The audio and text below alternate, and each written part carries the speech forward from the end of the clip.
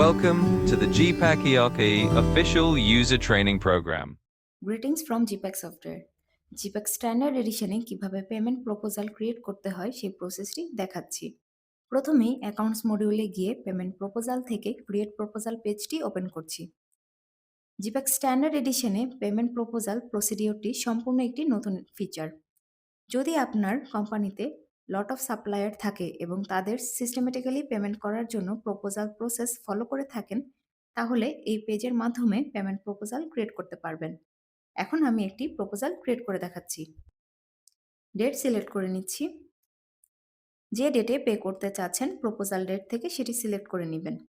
Voucher number system থেকে automatically generated. Pay name ফিল্ডে all of supplier চলে এসেছে। একটি সাপ্লায়ার সিলেক্ট করছি। পাশেই সাপ্লায়ারের লেজার ব্যালেন্স শো করছে। কারেন্সি ফিল্ডে অলরেডি কারেন্সি শো করছে। প্রপোজড অ্যামাউন্টটি এন্ট্রি করছি। পেমেন্ট মেথড থেকে ক্যাশ সিলেক্ট করছি। চাইলে যে কোনো রিমার্কস অ্যাড করতে পারেন। সেভ করে নিচ্ছি।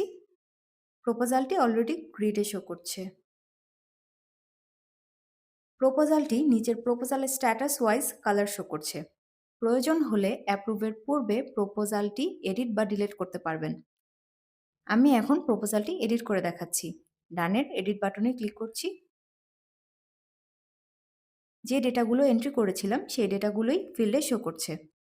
এখন আমি অ্যামাউন্টস এডিট করে আপডেট করে নিচ্ছি।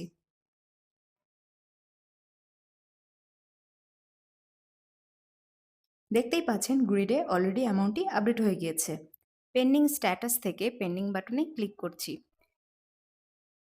প্রপোজালটি অ্যাপ্রুভ পেজে চলে এসেছে। এই পেজ থেকেই প্রপোজালটি অ্যাপ্রুভ করা যাবে। এভাবেই জিপ্যাক স্ট্যান্ডার্ড এডিশনে পেমেন্ট প্রপোজাল ক্রিয়েট করতে পারবেন।